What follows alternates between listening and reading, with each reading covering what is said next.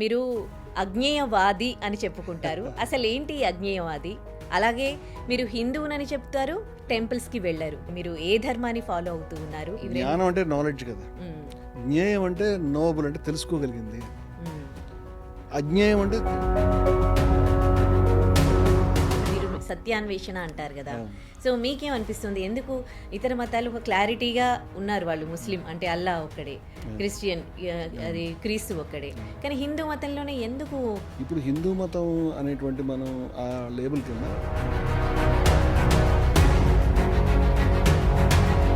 సాయిబాబా భగవంతుడు అవునా కాదా అనే ఇష్యూ అనేది ఎందుకు రేజ్ అయింది? ఆయన అయితే ముస్లిం అంగరఖా వేసుకున్నాడు, అల్లా మాలిక్ అని చెప్పాడు. అందువల్ల ఈయనెందుకు మనం పూజించాలి అంటే ముస్లిం అనగానే మీ సంస్థ ఏం చేస్తుంది చెప్పండి. ముస్లిం మతాన్ని వ్యతిరేకంగా తీవ్రంగా మాట్లాడుతాం. మేము బయటకు కనిపిస్తుంది. అదే పాకిస్తాన్ లో ఒక హిందూ నెల్లి అలా అనమనండి. పాకిస్తాన్ ఒక మతోన్మాద దేశం. పాకిస్తాన్తో భారతదేశాన్ని పోల్చడానికి నేను వ్యతిరేకం. భారతదేశం ఇప్పుడు మతోన్మాద దేశం కాదు, మన రాజ్యాంగం అది కాదు. సాయిబాబా మన హిందూ దేవుడు కాదు, మీరు పూజించకండి అని అన్నారు తప్ప దేవుడు హిందూ కాదు, ముస్లిం కాదమ్మా. అంటే అదొక హిందువులు అంటే సరిపోతుందా? ముస్లింలు కూడా అనాలి కదా. ఈ మతాలన్నీ దేవుడిని చేరుకోవడానికి చెప్తే దేవుడిని పట్టుకొచ్చి దేవుడిని నమ్మే వాళ్ళు నమ్ముతారు, నమ్మని వాళ్ళు నమ్మరు. దాంట్లో మీకు వచ్చిన అభ్యంతరం ఏంటి? మా మతంలోకి రండి అని బలవంతంగా మత మార్పులు చేస్తూ ఉంటే అసలు బలవంతంగా మత మార్పులు.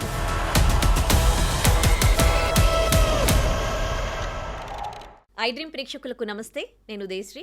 ప్రెజెంట్ మనతో పాటు స్టూడియోలో ఇప్పుడు విజయ విహారం రమణమూర్తి గారు ఉన్నారు. విజయ విహారం ఈ పత్రిక 2000 నుంచి 2005 వరకు మామూలు సంచలనాలు సృష్టించలేదు. దీంతో పాటు ఆయన ఎన్నో సంస్థలను నడుపుతూ ఉన్నారు. జై భారత్ సంస్థ, దీనికి ఆయన నేషనల్ జనరల్ సెక్రటరీగా ఉన్నారు. అలాగే హెచ్పిఈ, దీనికి జనరల్ సెక్రటరీగా ఉన్నారు. అలాగే ఎన్నో బుక్స్ రాశారు ఆయన. దాదాపు 50 నుంచి 70 పుస్తకాలు ఆయన రాయడం జరిగింది. సో ఏంటి ఈ సంస్థలు ఎలా పనిచేస్తూ ఉన్నాయి? అలాగే ఈ మధ్య కాలంలో సాయిబాబాకి సంబంధించి చాలా గొడవలు, ఘర్షణలు జరుగుతూ ఉన్నాయి. దీనిపైన కూడా ఆయన స్పందిస్తూ ఉన్నారు. ఆయన అభిప్రాయం ఆయన వ్యక్తం చేస్తున్నారు. సో ఈ నేపథ్యంలోనే మనము రమణమూర్తి గారిని స్టూడియోకి పిలవడం జరిగింది. ఆయనతో మాట్లాడదాం. అసలు ఈ సంస్థలు ఏంటి, ఆయన ముఖ్య ఉద్దేశం ఏంటి, ఆయన ఏం చెప్పదలుచుకున్నారో తెలుసుకుందాం. నమస్తే సార్. నమస్తే. చాలా సంతోషం మీరు మా స్టూడియోకి రావడం. అండ్ ఫస్ట్ మీ గురించి, మీరు అజ్ఞేయవాది అని చెప్పుకుంటారు. అసలు ఏంటి అజ్ఞేయవాది? అలాగే మీరు హిందువునని చెప్తారు, టెంపుల్స్కి వెళ్ళారు. అసలు ఏంటి అంటే మీరు ఏ ధర్మాన్ని ఫాలో అవుతూ ఉన్నారు? టెంపుల్స్కి వెళ్తాను, లేదంటే నేను ఏదైనా పని మీద వెళ్ళినప్పుడు వెళ్తాను. అయితే అజ్ఞేయవాదం అంటే ఏం లేదండి. ఇప్పుడు సృష్టికర్త, దేవుడు అంటే సృష్టికర్త కదా. సృష్టికర్త ఉన్నాడా లేదా అని. ఆస్తికులు అంటే అస్థి అంటే కలడు అని. ఎవరు కలడు? సృష్టికి కర్త ఉన్నాడు అని. వీళ్ళని సృష్టికి ఒక కర్త ఉన్నాడు, ఆయన దేవుడు అని చెప్పేవాళ్ళని ఆస్తికులు అంటారు. నా అస్థి అంటే లేడు అని. ఎవరు లేరు? సృష్టికర్త లేడు. ఈ సృష్టికర్త లేదు అని చెప్పేవాళ్ళని నాస్తికులు అంటారు. ఇప్పుడు సృష్టికర్త ఉన్నాడని ఉండాలి కదా, ఉండకపోతే ఎలా వస్తుంది అని ఒక ఊహ తప్ప దానికి ఏ రకమైన రుజువు లేదు. అంచేత ఇది రుజువు లేని వాదమే. సృష్టికి కర్త లేకుండానే సృష్టి దానంతటదే వచ్చింది అని దానికి కూడా ఏ రుజువు లేదు. సృష్టి కర్తలని రుజువు చేయాలి నాస్తికులు, వాళ్ళు దాన్ని రుజువు చేయలేదు.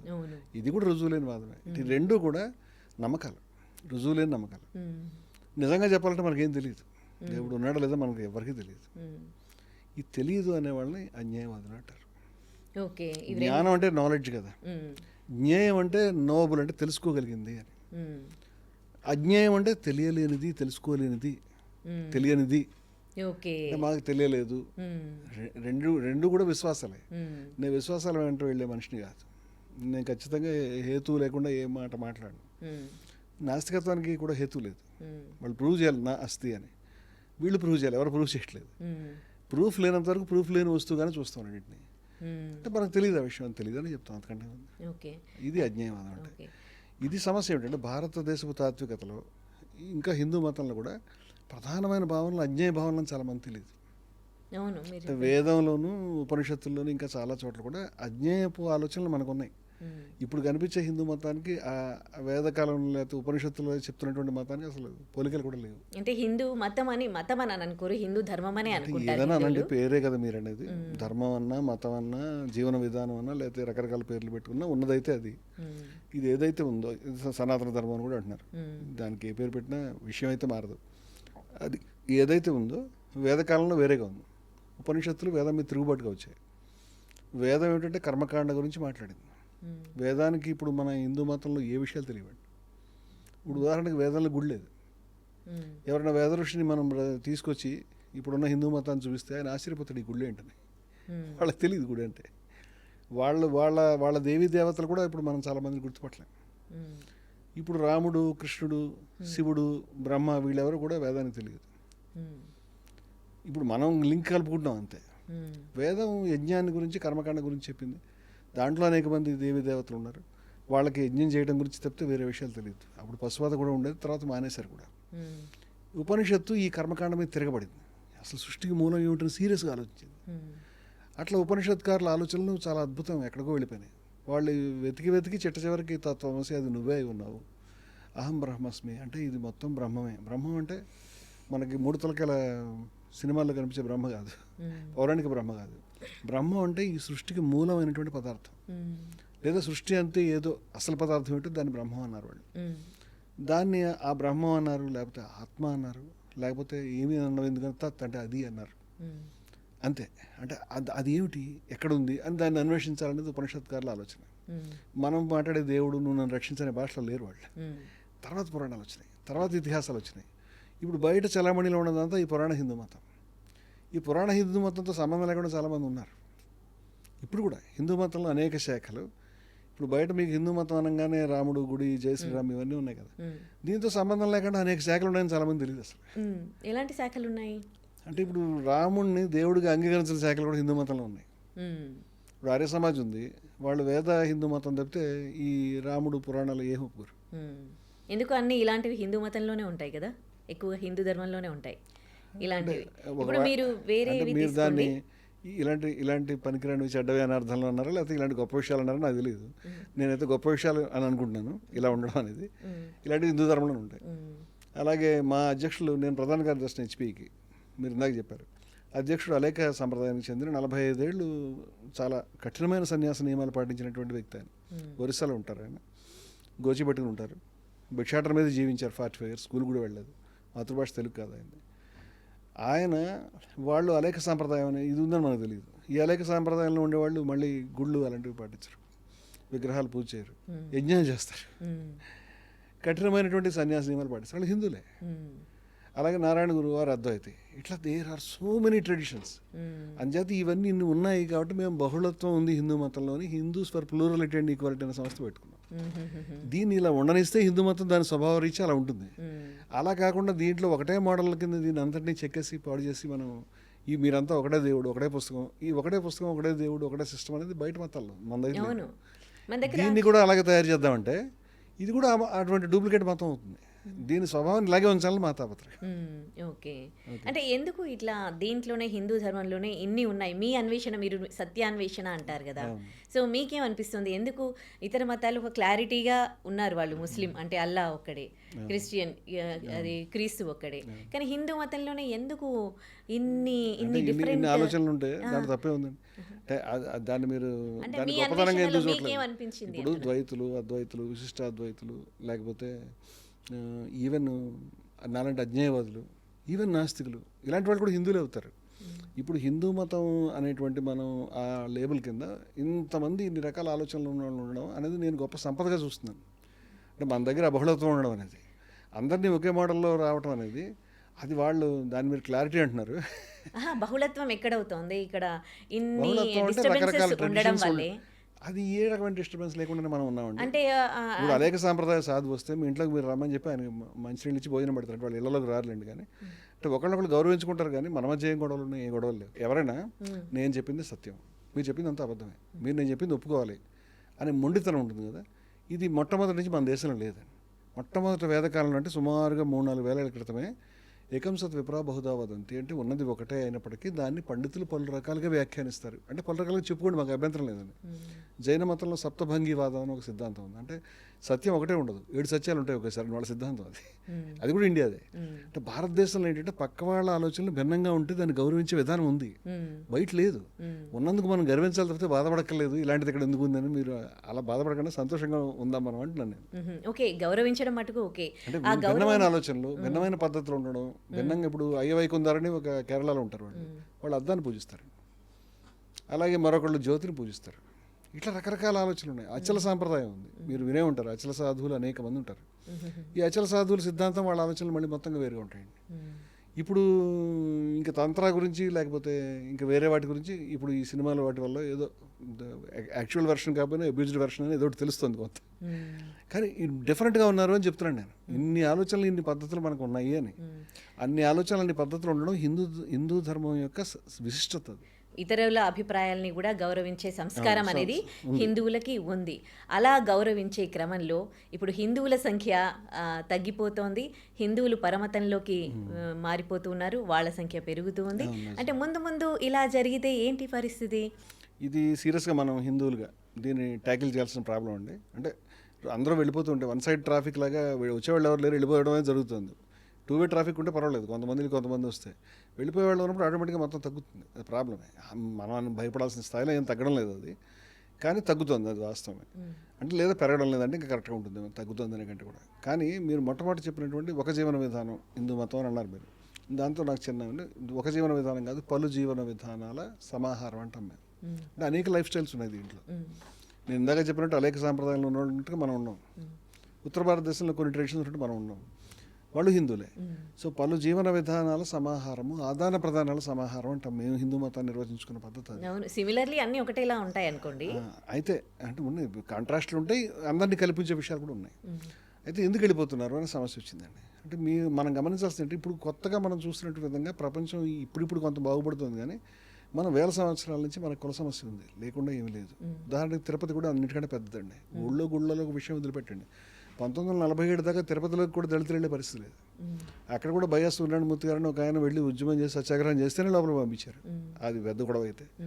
అలాగే మధురై టెంపుల్లోకి వెళ్ళే పరిస్థితి లేదు. మధురై టెంపుల్లో కక్కని చేశాడు, పూరి టెంపుల్లో మరొక ఆయన చేశాడు. అలాగే విఠోబా టెంపుల్లో అందరూ వెళ్ళే పరిస్థితి, సాణే గురూజీ చేశాడు. అంటే పెద్ద పెద్ద ఆలయాలు చెప్తున్నాను నేను. ఈ వీటికే దిక్కు లేనప్పుడు ఇంక ఊళ్ళో ఆలయాలు మీరు చెప్పక్కర్లేదు. జనాభాలో మనం 70-80% మంది రిస్ట్రిక్షన్స్ పెట్టుకుంటూ వచ్చాడు లోపల రాకుండా. వైకం సత్యాగ్రహానికి 100 ఏళ్ళు నిండినాయి. మీరు దాని పేరు వినుంటారనుకుంటున్నాను, వైకం సత్యాగ్రహం. ఈ వైకం సత్యాగ్రహం కేరళలో ఉన్నటువంటి ఒక టెంపుల్కి సంబంధించింది, పెద్ద టెంపుల్ అది. కానీ సత్యాగ్రహం ఎందుకు జరిగింది తెలుసా మీకు? 100 ఏళ్ళ క్రితం గుడి చుట్టూ 4 రోడ్లు ఉన్నాయండి. ఒక రోడ్డు మీద పలానా కులస్తులు, ఇంకో రోడ్డు మీద పలానా కులస్తులు, ఇంకో రోడ్డు మీద వాళ్ళు, ఇంకో రోడ్డు మీద ఇంకొకళ్ళు, వాళ్ళైతే ఊరు బయటే. అలా ఏమో కొన్ని రిస్ట్రిక్షన్స్ ఉన్నాయి. అందరికీ అన్ని రోడ్లు వెళ్ళే అవకాశం లేదు. మేము కొంచెం ఆ రోడ్డు కాదు ఈ రోడ్డు దాకా వస్తామని చెప్పడం చేశారు. గుళ్ళోకి వెళ్తామని చెప్పడం కాదు, గుళ్ళోకి వెళ్తామని చెప్పే ధైర్యమే లేదు. అంటే ఇంత దారుణమైనటువంటి పరిస్థితి మనకి 100 ఏళ్లలో 50 ఏళ్లలో ఉంది అని చెప్తున్నాను నేను. అంటే ఇది వేల సంవత్సరాల నుంచి ఉన్నప్పుడు మీరు దేవుడిని నిరాకరించిన తర్వాత, నాకు ఆధ్యాత్మికత లేకుండా చేసిన తర్వాత నాకు కూడా ఒక బాధలు, నేను కూడా దేవుడిని చూసుకోవాలి, నేను కూడా అడగాలి, నేను కూడా ఆయన దగ్గర నుంచి ఆశీస్సు పొందాలని ఉంటుంది కదా. ఆ హక్కు నిరాకరించిన తర్వాత వీళ్ళు ఎక్కడికి పోతారండి? ఇటువంటి పోతారు కదా. వీళ్ళని కాపాడడానికి నారాయణ గురునో, లేకపోతే వీరబ్రహ్మేంద్ర స్వామి, లేకపోతే భక్తి ఉద్యమం, లేకపోతే షిరిడి సాయిబాబా లాంటి వాళ్ళు, లేకపోతే సూఫీలో, లేకపోతే రకరకాలైనటువంటి ద్వారాలు తెరిచారు వాళ్ళకున్న దగ్గర. అయినప్పటికీ ప్రధాన గుళ్ళోకి వెళ్ళలేదు. నారాయణ గురు స్వయంగా తన గుళ్ళు కట్టాడు, నదిలో దిగి ఓ రాయి తెచ్చి పెట్టి దీన్ని పూజించుకోండి అని చెప్పాడు. ఆయన అంటారు వీడే, ఆయన గుళ్ళు కట్టడం మొదలుపెట్టాడు. ఆయన గొప్ప అద్వైత ఋషి ఆయన. ఇట్లా కొంతమంది పోరాడారు, అయినప్పటికీ జరగాల్సిన నష్టం జరిగిందండి. మన సమస్య తీరాలంటే రెండు చోట్ల సరి చేసుకోవాలి. ఒకటి ఇంటర్నల్ ప్రాబ్లం. మనం ఇప్పటికి కూడా మనం పేపర్ తెరిస్తే శ్రీరామనవమి రోజు లేకపోతే ఏదైనా పండుగ రోజు పలానా ఊళ్ళో సర్పంచ్ అయినప్పటికీ కూడా ఆయన లోపల రానివ్వలేదు, ఆయన్ని ముట్టుకొనివ్వలేదు, ఎమ్మెల్యే అయినప్పటికీ బయట నిలబెట్టారు. హిందూ మతం గురించి ఎవరు గొడవ చేస్తున్నారు? వీళ్ళు మొట్టమొదటి దీని మీద దృష్టి, మనం ఇంటర్నల్గా ఇల్లు తుడుచుకునే పని చేస్తే బాగుంటుంది, ఎవరు చేయట్లేదు. వాళ్ళని తిట్టిపోసుకుంటే పనులు అవ్వవు. ఇదొకటి.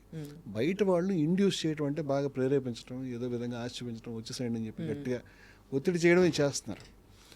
ఇది ఎలా ఫేస్ చేయాలి వాళ్ళని? మన మతం గొప్పతనం చెప్పి మనం ఎట్లా నిలబెట్టుకోవాలి అనేది ఈ రెండో ఆస్పెక్ట్ మనం ఆలోచించుకోవాలి. మనకి లోపలికి ట్రాఫిక్ వచ్చే మార్గం లేదండి. కారణం ఏంటంటే ఎవరైనా హిందూ కింద వచ్చారనుకోండి, అతని పిల్లలు ఎవరు ఇస్తారు? కాపులు ఇస్తారా, కమ్మళ్ళు ఇస్తారా, లేకపోతే ఇంకొకళ్ళు ఇస్తారా? అతను ఏ కులస్తులు అవుతాడు? అతను తెలియకుండా వీళ్ళు ఎవరెవరు? అతను ఎవరు యాక్సెప్ట్ చేస్తారు? ఇప్పుడు పెళ్లి చేసుకున్నారనుకోండి, కులాంతర వివాహం, మతాంతర వివాహం జరిగింది అనుకోండి, వాళ్ళు వెంటనే ముస్లింలో కన్వర్ట్ అవ్వమని వాళ్ళ మత పద్ధతి ప్రకారం అడుగుతారు. అవును. తప్పు అని చెప్తున్నాం మనం. ఉమ్. ఇప్పుడు ఒకవేళ హిందూ మతంలోకి ఆయన కన్వర్ట్ అయ్యాడు అనుకోండి, ఆయన సాహిబ్ గారి భార్యగానే చూస్తారు తప్పితే ఆయన ఎప్పటికీ హిందువుగా వీళ్ళే ట్రీట్ చేయరు. ఫస్ట్ ఆఫ్ ఆల్ వీళ్ళు మార్చే ప్రయత్నం చేయరు వీళ్ళు చేయరు హిందువులు అసలు మన వేరే దగ్గర దారి వాళ్ళని- లేదండి. మీరు ఆహా. మీరు మతంలోకి మార్చాలని కులంలోకి ఎట్లా మారుతారు? ఉమ్. హిందూ మతంలో కంపార్ట్మెంట్ కింద కులాలు ఉన్నాయండి. మీరు హిందూ మతంలో కులాలతో సంబంధం లేకుండా ఉండలేరు. లోపలికి వచ్చిన అతను ఈ కంపార్ట్మెంట్లో ఎక్కడ ఒకటి కూర్చోవాలి, ఏ కంపార్ట్మెంట్లో అతనికి ప్లేస్ ఎవరు? ఉమ్. నువ్వు రాజు కాదు, నువ్వు మా బీసీ కాదు, లేకపోతే నువ్వు గౌడు కాదు అని చెప్తారు. కానీ ఇక్కడ ఈ వెళ్ళిపో అని చెప్తారు. ఉమ్. ఎవరు ప్లేస్ ఎవరు?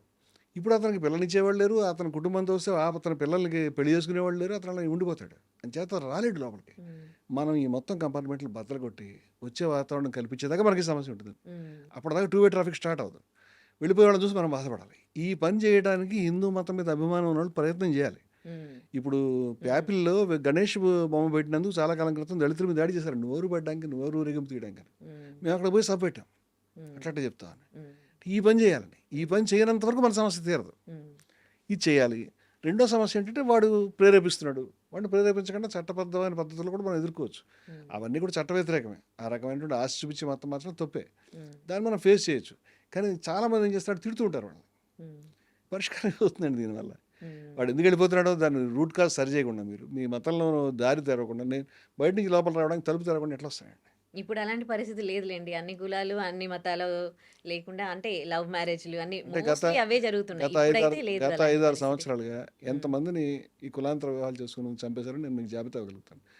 నేను 2 తెలుగు రాష్ట్రాల్లో 46 రణభేరి సభలు పెట్టాను. రణభేరి అనే పేరు మీద కులాంతర వివాహాలు, మతాంతర వివాహాలు జంటలు చంపకండి, వాళ్ళని కాపాడుకుందాం. ఉమ్. ఆ రోజుల్లో మా పాంప్లెట్లోనే, మీ పాంప్లెట్ తెచ్చి చూపిస్తాను, మేము వేసిన పాంప్లెట్లోనే 50 కేసులు ఉన్నాయి. ఉమ్. ఎంతమందిని ఎంత అమానుషంగా చంపేశారు. అందరూ దళితులు కూడా కాదు, మళ్ళీ ఉమ్. మీకు బీసీ కులాలు ఉన్నాయి, మామూలు పెద్ద కులాలు కూడా ఉన్నాయి. కులాంతర వివాహం చేసి చంపేస్తారు. ఉమ్. ఇక్కడ ఉన్నది. అంటే ఈ నేను కులాంతరం అనేది ఒక్క మీరు అదేంది దళితులు దాంట్లోనే చూడకండి. ఈవెన్ నేను అదే రెడ్డిస్, చెప్తాను. గౌడ్స్, నేను అదే చెప్తాను. బ్రాహ్మణ్స్ నేను అదే ఇవన్నీ చెప్తాను. కూడా అట్లా కూడా జరిగి హత్యలు ఉన్నాయని చెప్తాను. అవే హత్యలు. ఉమ్. అంటే ఒక జంట వాళ్ళ ఇంటి మీద దాడి చేసి మొత్తం బద్దలు కొట్టేసి, తలుపు కూడా బద్దలు కొట్టేసిన తర్వాత ఆ పిల్లోడికి మొహం కూడా గడ్డపారల వల్ల దెబ్బలు తగిలినాయి పాపం. ఆ స్టేజ్లో మేము ఆపగలిగాం దాన్ని. ఉమ్. మర్నాడు మొత్తం పోలీస్ స్టేషన్ ముట్టడించి ఉమ్. ఎయిర్పోర్ట్ దగ్గర. ఉమ్. ఇట్లా అంటే ఈ మన చుట్టూ జరుగుతున్నది మనం చూడలేదండి, జరుగుతున్నాయి వాస్తవంగా. ఆశ్చర్యం ఏంటంటే ఈ మధ్య పెరిగింది ఇది. అంతకుముందు తగ్గాల్సింది పోయి పెరిగింది. ఉమ్. ఈ ఈ ధోరణులు మనం ఆపడానికి ఇప్పుడు నేనేమంటానంటే, నేను వెళ్ళి 46 సభలు పెట్టాను. ఉమ్. నేను మొత్తం తెలుగు రాష్ట్రాలు అన్ని చోట్ల పెట్టాం. ఉమ్. చాలా చోట్ల జంటలకు పెళ్ళిళ్ళు చేసాం, వెళ్ళి స్టేషన్స్ ముట్టడించాం, వాళ్ళని న్యాయం చేయడానికి తిరిగాం, చాలా సత్యంత పని చేసాం. ఉమ్. హిందూ మతం మీద ఉపన్యాసాలు చెప్పేవాళ్ళు ఒక్కళ్ళు రారండి. ఉమ్. వాళ్ళు రావాలంటున్నాను నేను, వచ్చి మాట్లాడాలి. ఇది మన పని అనుకోవట్లేదు వాళ్ళు. ఉమ్.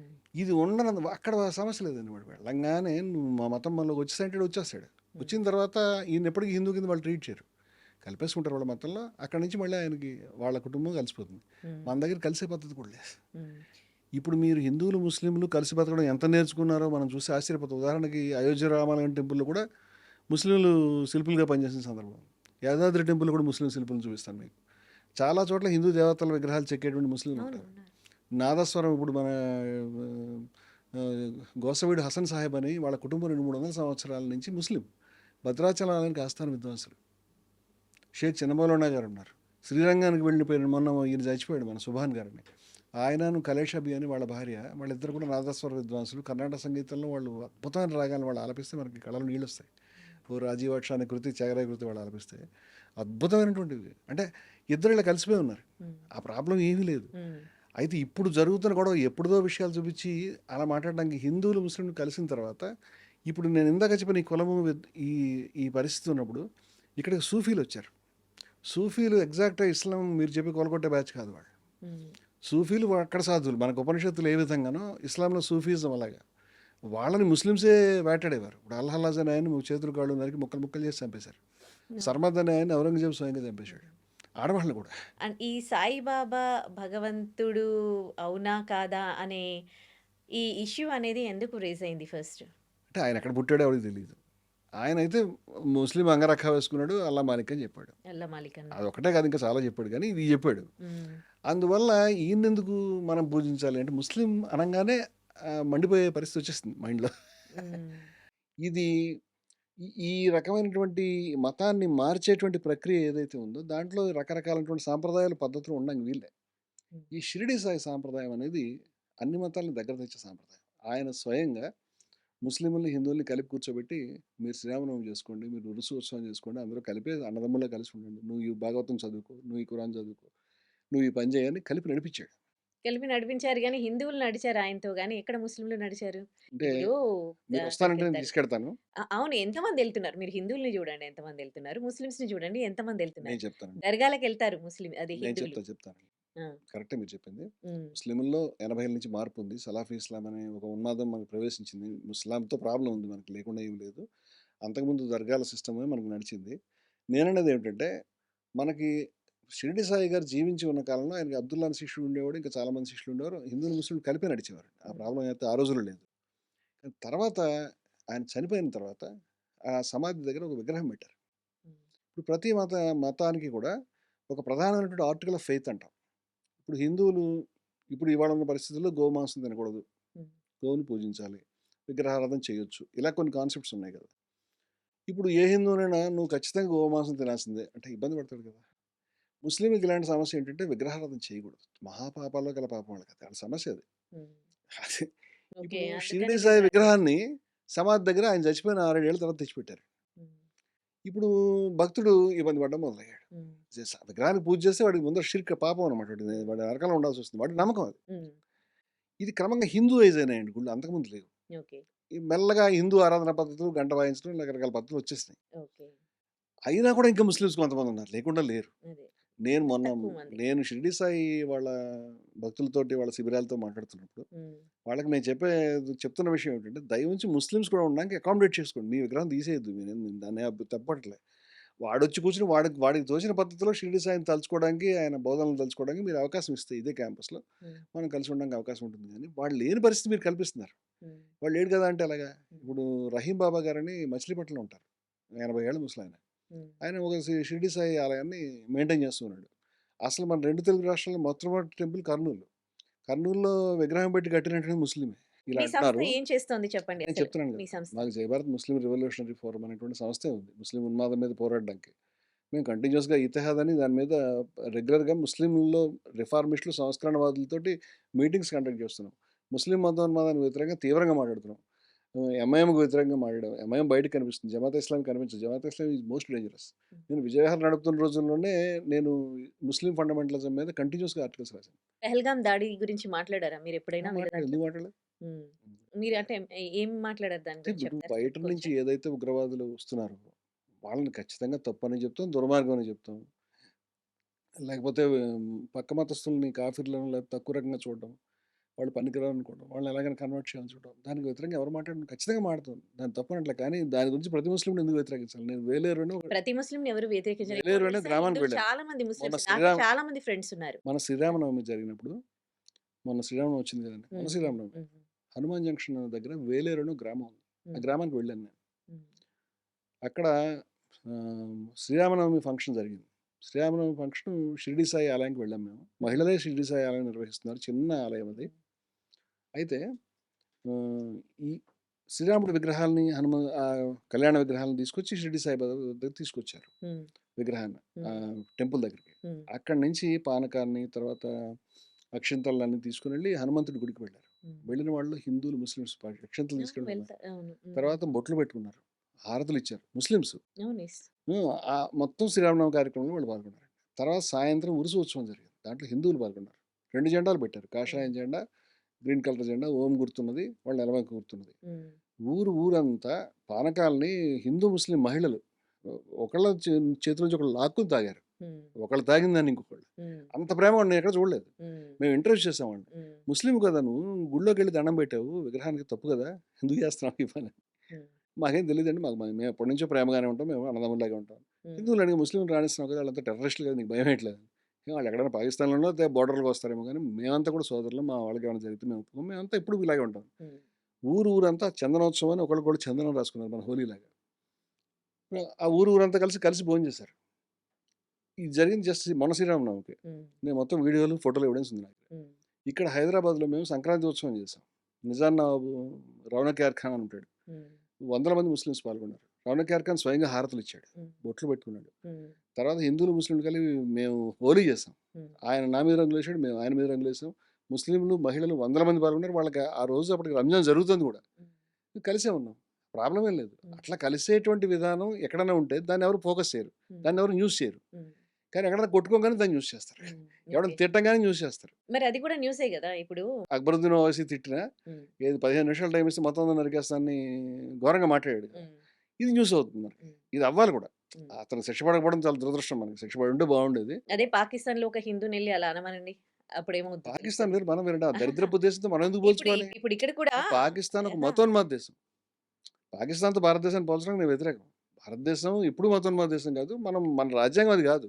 మనం మొదటి నుంచి కూడా మన ఉద్యమం వేరు. వాళ్ళు ముస్లింలు అని ఒక స్టేటస్, ఒక స్టేట్, అది ఒక కంట్రీని మొత్తం అంటే సెపరేట్ తీసుకున్నారు వాళ్ళు వాళ్ళని. తీసుకోలేదండి. ఆ, అంటే దీని వెనకాల లోతుకు వెళ్ళి చూస్తే మీరు చాలా లోతుకు వెళ్ళాలి. ఇప్పుడు ఎందుకంటే వాస్తవంగా ఇవాళ పాకిస్తాన్లో ఎవరు ఉన్న వాళ్ళు పాకిస్తాన్కి ఓట్లే లేదు.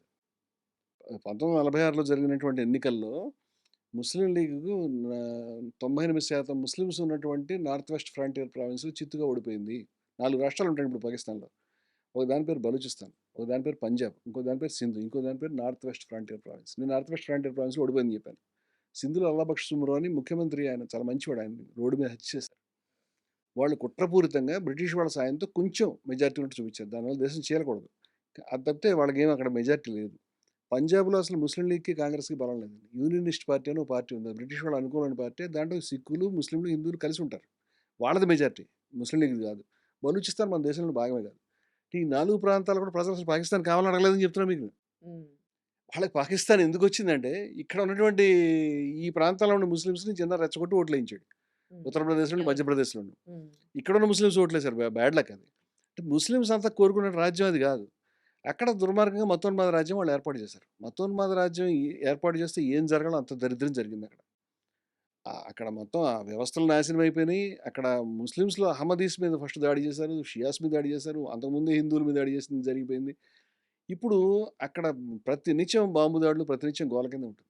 ఉమ్, అంటే అవును. ఇప్పుడు మన దేశంలో కూడా మతోన్మాద వ్యవస్థ, ఒక ముస్లిం మతోన్మాద వ్యవస్థ ఒకటి ఏర్పడింది అనుకోండి. అది ఫస్ట్ చేసే అపకారం హిందువుల కంటే ముస్లిమ్స్‌కి ఎక్కువ చేస్తుంది, వాళ్ళ వ్యవస్థల మీద.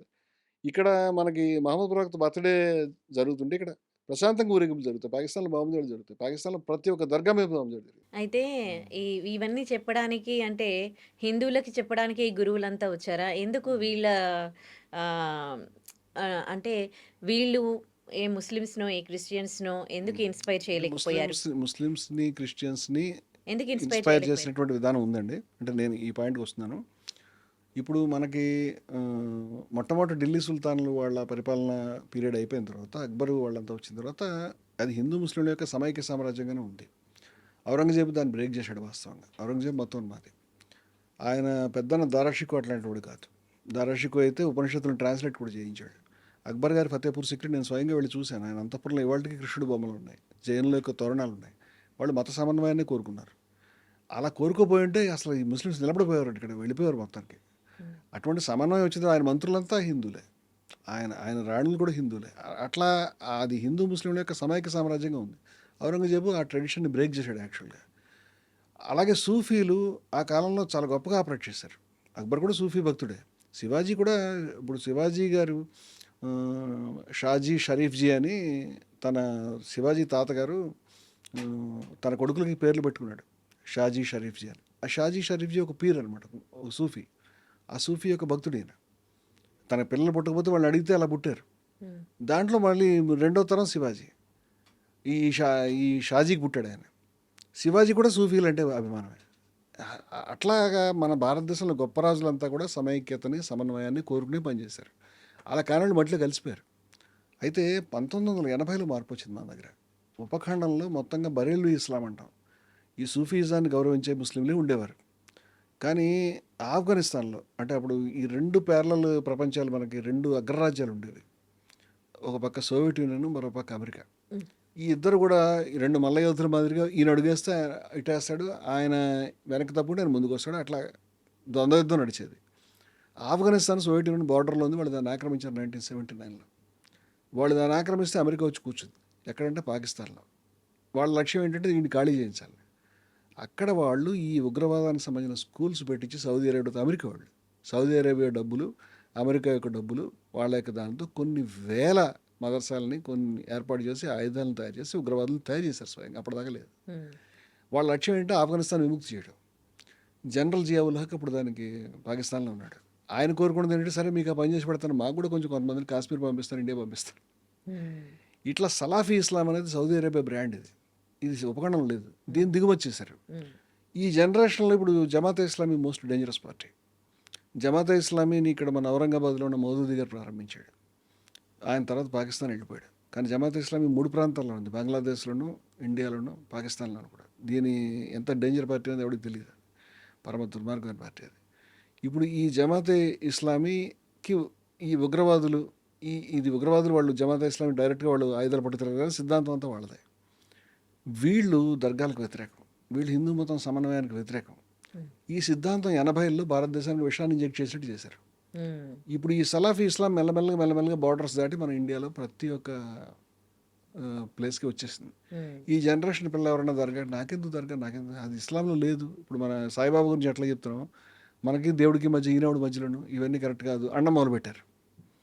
నా మిత్రులే ఉన్నారు చాలామంది అట్లా మాట్లాడేవాళ్ళు. నీ తాతగారు కన్వర్ట్ అయింది, సూఫీజం వాళ్ళు కన్వర్ట్ అయ్యాడు, నువ్వు కనుక ఇప్పుడు ఎందుకు అనుకుంటే అసలు కన్వర్షన్ అవసరం లేదు, వెళ్ళింది వాళ్ళ వల్ల వెళ్ళావు, ఇప్పుడు కొత్తగా నేర్చుకుని చెప్పక మాకు అని. ఇప్పుడు సౌదీ మారుతుంది, ఇప్పుడు ఇంటర్నల్ ఈక్వేషన్ మళ్ళీ మారుతుంది. ఇప్పుడు 80ల నుంచి వచ్చిన డెవలప్మెంట్ వల్ల భారతదేశంలో ముస్లింల్లో ఫండమెంటలిజం పెరిగింది కదా, వాస్తవం అది. దర్గాలకు వెళ్ళే విధానం తగ్గిపోయింది, వాళ్ళ ఆలోచనలు పెరిగినాయి. అదే సమయంలో హిందూ మతం మనం పెరిగితే ఈ రెండు కూడా ఒకళ్ళ పెరిగితే ఇంకోళ్ళకి ఈ జ్వరం అంటువ్యాధిలాగా వాళ్ళకి వీళ్ళకి వచ్చేస్తుంది. వాడిని చూసి వీడిని చూసి వాడు ఇమిటేట్ చేసుకుంటూ పెంచుకుంటారు. ఇప్పుడు ముస్లిమ్స్ అంతా వాళ్ళు భయానికలు ఉన్నాయి, వాళ్ళకి వాళ్ళే మాట్లాడుకుంటారు, వాళ్ళకి వాళ్ళే చెప్పుకుంటున్నారు, వాళ్ళకి వాళ్ళే ఇంకా ఖురాన్ చదువుకుంటారు, ఇంకా మతస్థులు అయిపోతున్నారు. అంతకుముందు అలా ఉండేవారు కాదు. గతంలో ఆంధ్ర ప్రాంతంలో కోస్టల్ బెల్ట్లో చాలా ఫ్రీగా ఉండేవారు ముస్లిమ్స్. ఇప్పుడు వాళ్ళ ఉండే పరిస్థితి లేదు, ఎందుకంటే వాళ్ళ ఆలోచనలు మారుతున్నాయి. ఎందుకంటే బయట వాళ్ళని ఎన్సర్కిల్డ్ మూడ్లో, వాళ్ళని ఎన్సర్కిల్ చేసిన తర్వాత ఎవడు మారరు నాకు తెలిసి. ఎన్సర్కిల్ చేయకూడదు, ఎన్సర్కిల్ చేసి వాళ్ళ మీద హేట్ పెంచుకుంటూ పెడితే వాళ్ళు అదే చేస్తారు. మనం ఫ్రీ చేయాలి, వాళ్ళని ఫ్రీ చేయించే ప్రయత్నం చేయాలి. అంటే మన వల్లే అంత అవుతుందని కాదు, ఇస్లాంలో ఈ రకమైన ఫండమెంటలిస్టుల ధోరణులు రాకుండా చేయడానికి అవసరమైన పని అంతా మనం చేయాలి ఓపిక కూర్చొని. ఆ ఐడియాలజీ చెప్పిన వాళ్ళ గురించి మనం ప్రచారం చేయాలి. మీకు మక్బూల్ షర్వానీ గురించి చెప్పాను. 19 ఏళ్ల కుర్రవాడు కాశ్మీర్లో 1948లో లక్షల మంది బార్డర్లో చచ్చిపోతున్నటువంటి రోజుల్లో ఒక కాశ్మీరీ యువకుడు పాకిస్తాన్ సైన్యానికి వ్యతిరేకంగా హిందూ ముస్లిం ఐక్యత గురించి ప్రాణాలు ఇచ్చాడు. అది ఎంత పెద్ద విషయం. అలాగే బ్రిగేడియర్ ఉస్మాన్ అని ఉన్నాడు, ఆయనకి పాకిస్తాన్ సర్వ సైన్యాధ్యక్ష పదవిని జిన్నా ఆఫర్ చేశాడు. నువ్వు చాలా దుర్మార్గుడివి, నీకు చాలా మతోన్మాద సిద్ధాంతం, నేను రాను నీ దగ్గరికి అని. ఇండియన్ ఆర్మీలోనే ఆయన బ్రిగేడియర్గా పనిచేసి అక్కడ ఆయన నౌషేరా అనే ప్రాంతంలో కాశ్మీర్లో చచ్చిపోయాడు. నౌషేరాకి షేర్ అంటారు. మక్బూల్ షర్వానీ పేరును బ్రిగేడియర్ ఉస్మాన్ లాంటి పేర్లు, నేను ఇందాక బీబీ అబ్దుల్ పేరు ప్రతి ఇండియన్కి తెలియాలి. ముస్లిమ్స్కి తెలియదు, హిందువులకు తెలియదు. అంటే మంచి చేసే వాళ్ళ గురించి ఎవరు మనం మాట్లాడుకోం, ఈ కథల్ని ప్రతి ఎవరికి చెప్పం ఈ విధంగా చేశారని. కానీ ఇప్పుడు జరుగుతున్న టెర్రరిస్ట్ అటాక్ గురించి మాట్లాడతాం.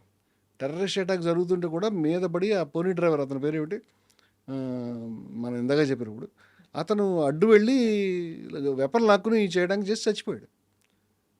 అతని గురించి ఎక్కడ ప్రచారం కాలేదు. కానీ ఇది అలా కాకూడదు. మేము కాశ్మీర్లో కూడా పనిచేస్తున్నాం. కాశ్మీర్ నుంచి కయూమ్ నాయక్ అని మా సంస్థలో అక్కడి నుంచి ఒక ముస్లిం వచ్చినాడు, ముసలాయన. ఆయన చెప్పేదాకా నాకు తెలియదు.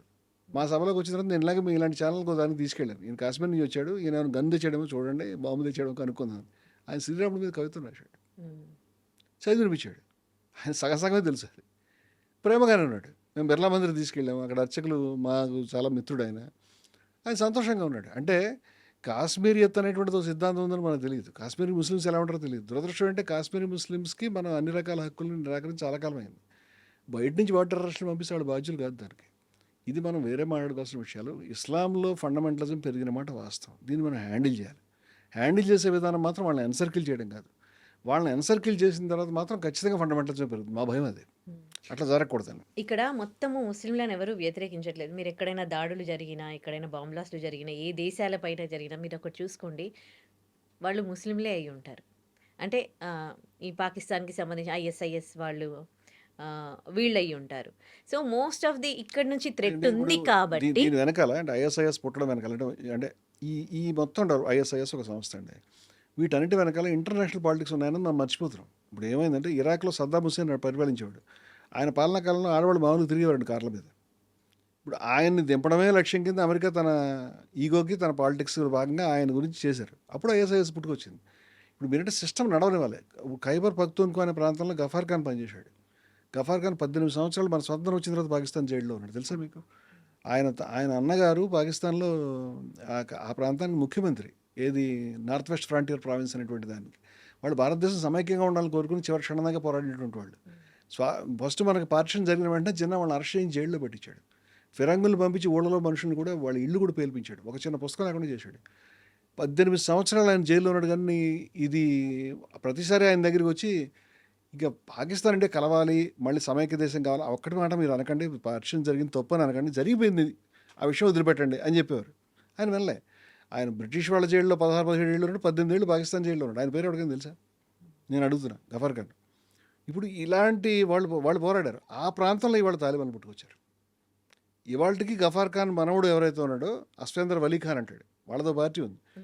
వాళ్ళు ప్రతి నెల అక్కడ 100 మంది చచ్చిపోతున్నారు టెర్రరిస్టుల చేతిలో. కానీ నిలబడి ఫైట్ చేస్తున్నారు ఇవాళకి. మనకి ఈ విషయాలు తెలియదు. తాలిబాన్ల గురించి తెలుసు. తాలిబాన్లు పుట్టించింది అమెరికా.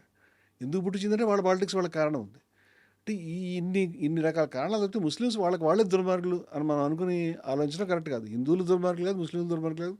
ఏ కులం ఏ మతంలో మంచివాళ్ళు చెడ్డవాళ్ళు అన్ని చోట్ల ఉన్నారు. సాయిబాబాను కాదు, సాయిబాబా మన హిందూ దేవుడు కాదు, అంతే. అంటే మీరు పూజించకండి అని అన్నారు తప్ప సాయిబాబా దేవుడు కాదు, మన హిందూ దేవుడు కాదు దేవుడు అని ఉంటారు. అని అంటే ఇప్పుడు అంటే సాయిబాబా దేవుడు హిందూ తీసుకురావడం కాదు వల్ల- ముస్లిం కాదు అంటున్నాను నేను. ఉమ్. అంటే అదొక హిందువులు అంటే సరిపోతుందా? ముస్లింలు కూడా అనాలి కదా. ఎంతసేపు హిందువులకి మనం పాఠాలు చెప్తూ ఉంటే ఎట్లా? వేరే వాళ్ళకి కూడా చెప్పే ముస్లిం కూడా ధైర్యం ఉండాలి చెప్పండి. కదా. మీ ముస్లింలకు ఛానల్ చెప్పాలి, క్రిస్టియన్స్ కి మీ చెప్పాలి, ఛానల్ అందరికీ నేను చెప్పాలి. చెప్తాను, దేవుడు హిందూ కాదు ముస్లిం కాదు అని ఆ దేవుడు ముస్లింలు ఒక్కడే. క్రైస్తవులు అర్థం చేసుకోండి. అంటే ఒక్కొక్కరు ఒక ధర్మాన్ని పాటిస్తారు, నేనేమంటానంటే ఆ ధర్మంలో ఈయన లేడు అని వీళ్ళు అంటున్నారు. నేనేమంటానంటే దేవుడు ముస్లిం కాదు, హిందూ కాదు, క్రైస్తవుడు కాదు. కాదు. ఆ దేవుడిని చేరుకోవడానికి ఈ మతాలన్నీ మార్గాలు, సాధనాలు. అంచేత ఈ మతాలన్నీ దేవుడిని చేరుకోవడానికి తప్పితే దేవుడిని పట్టుకొచ్చి అల్లాహ్ అనేటువంటి ఆయన ముస్లిం కాదు, విష్ణుమూర్తి అనేటువంటి రాముడు అనేటువంటి హిందువులు కాదు. వాళ్ళు దేవుళ్ళు అండి. అంచేత దేవుళ్ళని దేవుళ్ళుగానే ఉంచాలి. సాయిబాబాకి హిందూ మతంలో ఒక స్పెషాలిటీ ఉందండి. హిందూ మతంలో మనం దేవుడు కావచ్చు, అంటే మిగతా మతాలు లేదు అది. ఎందుకుందంటే మన తాత్వికత ఫిలాసఫీ వేరు వాళ్ళ నుంచి పోలిస్తే. హిందూ మతంలో యూ కెన్ బికమ్ గాడ్. ఏ క్షణాన మీరు బ్రహ్మాన్ని అహం బ్రహ్మస్మి అనేది వాళ్ళకి లేదు. తత్వమసి వాళ్ళకి లేదు. ఇవి మనకు వేదానికి సంబంధించిన మహావాక్యాలు ఇవన్నీ కూడా. సర్వం కల్విదం బ్రహ్మ. తత్వమసి అంటే అది మీరే అయి ఉన్నారు. ఎవరు? దేవుడు మీరే అయి ఉన్నారండి. అహం బ్రహ్మస్మి అంటే బ్రహ్మాన్ని నేనే అని, అఖండము అద్వైన బ్రహ్మాన్ని నేనే అని. ఇలాంటి అద్భుతమైన సిద్ధాంతాలు మన దగ్గర ఉన్నాయి. ఇక్కడ ఆ విధంగా అటువంటి లక్షణాలు కనపరుస్తూ సర్వ సమానత్వాన్ని, ఏ రకమైనటువంటి ఇది లేకుండా నేను ఉపనిషత్తుల్ని తీసి చూపిస్తాను. ఒక ఆయన సమానత్వం ఆయన ఒకటి, లక్షణాలు ఏ విధంగా దైవిక లక్షణాలు అయి ఉన్నాయో, ఉమ్. ఆ దైవిక లక్షణాలు అందుకున్న వ్యక్తిని భగవాన్ అనే సాంప్రదాయం మన హిందూ మతంలో ఉంది. కాబట్టి రమణ మహర్షిని భగవాన్ అంటాం, రామానుజుల్ని భగవాన్ అంటాం, శంకర భగవానులు, ఆదిశంకరుడు అంటాం. వీళ్ళందరూ కూడా గురువులు కదా, వీళ్ళని భగవానులని ఎందుకు అనాలి? ఆల్రెడీ అంటారు, మీకు తెలియదు? భగవద్ రామానుజులు అంటారు, అంటే మీకు తెలీదా? ఆయన పేరు మీకు ఉందని మీకు తెలియదా? అలా నేను అంటారు. అడుగుతున్నాను. కానీ ఆయనకి ఇప్పుడు ఏ తిరుపతి ఉందండి. టెంపుల్ లాగా, ఇప్పుడు ఉందండి. మిగతా సమతామూర్తి దేవుళ్ళ విగ్రహం, లాగా రామాలయం టెంపుల్ సమతామూర్తి లాగా, విగ్రహాన్ని మీరు సమతామూర్తి టెంపుల్కి వెళ్ళి అయినా చూడండి. మీరు ఆ టెంపుల్ అట్మాస్ఫియర్ ఆయన వేరు కదా. బాడీనే ఉందండి. టెంపుల్ ఉంది. టెంపుల్ ఉందండి. విగ్రహం పెద్ద విగ్రహం కాదు, లోపల చిన్న విగ్రహం ఉన్నటువంటి టెంపుల్ ఉంది. అర్చనలు చేస్తారు, మామూలుగా భగవంతుడిగానే కొలుస్తారు. అది మనం కొలుచుకుంటాం అట్లా, కానీ భగవంతుడు వేరు, గురువులు వేరు. నేనేమంటానంటే భగవంతుడిగానే కొలుస్తున్నారు అంటున్నాను నేను. అయితే నేనేమంటానంటే అలా కొలిచేటప్పుడు ఆయన ముస్లిం అయినందుకు అబ్జెక్షన్ వస్తుంది. ఆ స్థాయికి వెళ్ళిన మనుషులకి మీరు కులం మతం చూడకూడదు అంటున్నాను నేను. నమ్మే వాళ్ళు నమ్ముతారు, నమ్మని వాళ్ళు నమ్మరు. దాంట్లో మీకు వచ్చిన అభ్యంతరం ఏంటి? నాకే అభ్యంతరం లేదు దాంట్లో. మీరెందుకు ఇదే అంతగా ప్రశ్న. ఇది- నేను ఏమంటాను, నేను నమ్మను. ఉమ్. నేను షిరిడి సాయి భక్తుడు కాను. నేను భక్తుడిని ఇప్పటిదాకా చెప్పలేదు. వాళ్ళ సభల్లో కూడా నేను భక్తుడు కానీ చెప్తాను. నాకు ఆయన తత్వం చాలా గొప్పగా అనిపించి గౌరవిస్తాను నేను. నేనేమంటానంటే నమ్మకం అనేది వాళ్ళ ఇష్టమే, కానీ నమ్మిన వాళ్ళ మీద విష ప్రచారం చేయడమే నేను వ్యతిరేకిస్తున్నాను.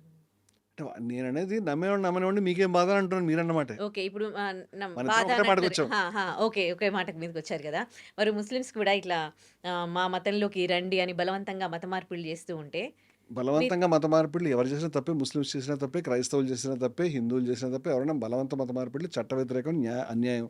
అసలు బలవంతం కాదని మత మార్పిడులు తప్పు. మత మార్పిడి చేయాలనే కార్యక్రమాన్ని కలిగి ఉండడం అనేది నువ్వు తక్కువ రకం మతంలో ఉన్నావు, నేను నిన్ను మార్చాలి, నీ మతం హీనమైందని అనుకుంటాడు మనిషి. అది అహంకారం. అది ఆ రకమైన ఆలోచన చేయటం అనేది సమాజంలో విద్వేషాలు దారితీస్తాం. మత మార్పిడి చేయాలన్న ఆలోచన వదులుకోమని చెప్తున్నాం మేము ఓపెన్గా. అది తప్పది, అవసరం ఏం లేదు. క్రీస్తుని యొక్క మంచి ఆలోచనలు మేము తీసుకుంటాం. కావాలంటే ఆయన శర్మనంది మౌంట్ చదువుకుంటా నాకు నచ్చింది. నేను ఎందుకు క్రైస్తవుడిగా మారాలి? ఉపనిషత్తులు ఎందుకు పక్కన మారేయాలి? అవసరమైతే ఖురాన్‌లోని గొప్ప విషయాలు కూడా తీసుకుంటాం. ఒకళ్ళ విషయాలు ఒకళ్ళు తీసుకోవచ్చండి.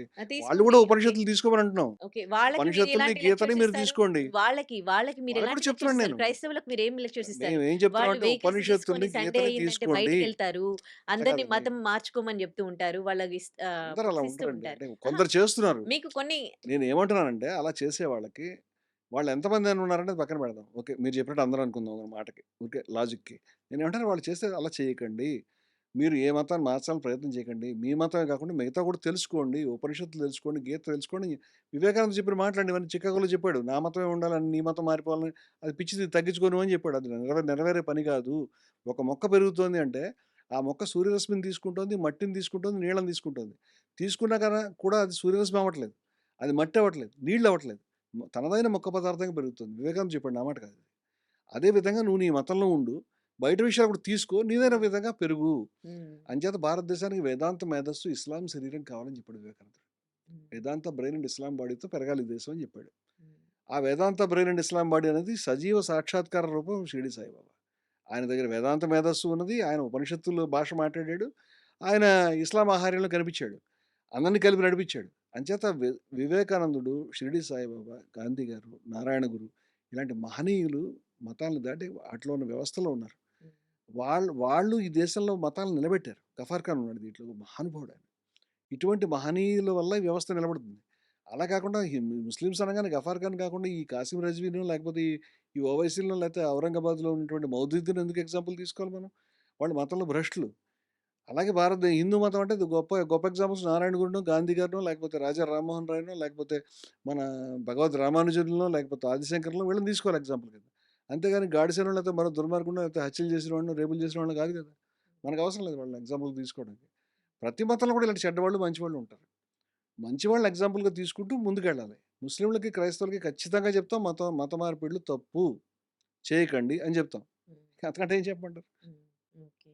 సో, అలా మారుతున్న వాళ్ళకి ఏం చెప్తారు? మారాల్సిన అవసరం లేదు. మీరు కావాలంటే మీకు నచ్చిన సిద్ధాంతం మీరు తెలుసుకోండి. ఇప్పుడు సైన్స్ ఉందండి. సైన్స్‌లో న్యూటన్ కొన్ని విషయాలు కనిపెట్టాడు. ఐన్‌స్టైన్ కొన్ని విషయాలు కనిపెట్టాడు. మేము న్యూటన్ మతస్థులమండి, ఐన్‌స్టైన్ మతం నమ్మమని చెప్తారా ఎవరైనా?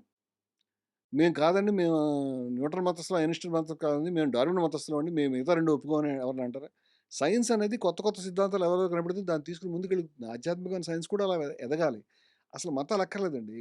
యేసుక్రీస్తు చెప్పినటువంటి మంచి హ్మ్. విషయాలు మొత్తం అందరూ ప్రపంచ మానవాళికి కావాలి. ఉపనిషత్తు చెప్పిన మంచి విషయాలు హిందువులకు కాదు మొత్తం మానవాళికి కావాలి. హ్మ్. భగవద్గీత చెప్పిన మంచి విషయాలు మొత్తం మానవాళికి కావాలి. ఖురాన్‌లో పనికొచ్చే విషయాలు ఖచ్చితంగా మానవాళికి కావాలి. బైబిల్‌లో పనికొచ్చే విషయాలు మానవులందరికీ కావాలి. వేదాల్లో పనికొచ్చే విషయాలు అందరికీ కావాలి. ఇప్పుడు ఎందుకండి ఈ మతాలు? అందరూ అన్ని విషయాలు తెలుసుకుంటూ మనదైన పద్ధతిలో మనం పెరగాలి.